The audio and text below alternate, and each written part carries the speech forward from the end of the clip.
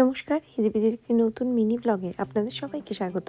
খুব আস্তে আস্তে ব্লগটির ভয়েস ওভার দিচ্ছি, কারণ আমরা বেশ দূরে ঘুরতে এসেছি। তবে আজকে আপনাদের সাথে আমি আমার ছেলের এবছরের ফাদার্স ডের গল্পটি শেয়ার করব।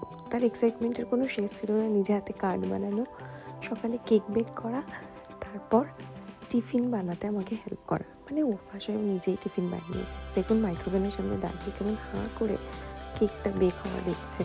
যাই হোক, সব কিছু ঠিকঠাক করে নিজের হাতে করা, তার সাথে বাবার জন্য একটা দিন নিজের মতো করে সেলিব্রেট করা, এটাই ছিল এবছরের ফাদার্স ডে স্পেশাল গিফট। বানিয়ে দিতে যে ম্যাগি না না না ফাদার ডে ফাদার ডিম বানিয়েছে, ভালো ডিম বানিয়েছে, ফাদার ডে ভালো ডিম বানিয়েছে।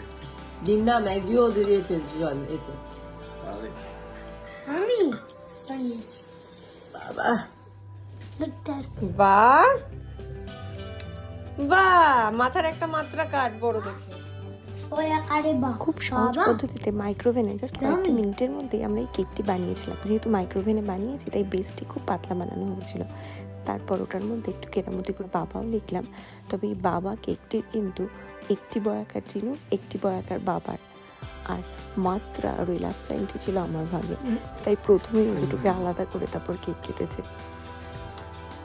এটা মায়ের মায়ের পাটাকে আলাদা করছে মায়ের মাত্রা হচ্ছে, আর এটাও মায়ের, এটাও সরিয়ে দাও কোন দিন। আচ্ছা বাবাকে খাইয়ে দাও, ওটা ছেড়ে দাও, এখন একটু ছেড়ে একটু রাখো। কোনটা বাবার? এটা বাবার। এইটা আর এটা আমার আচ্ছা এটা কাটো, কিন্তু কাটো, বাবাকে খাইয়ে এটা দাও। খাইয়ে দাও বাবাকে। হ্যাঁ হ্যালো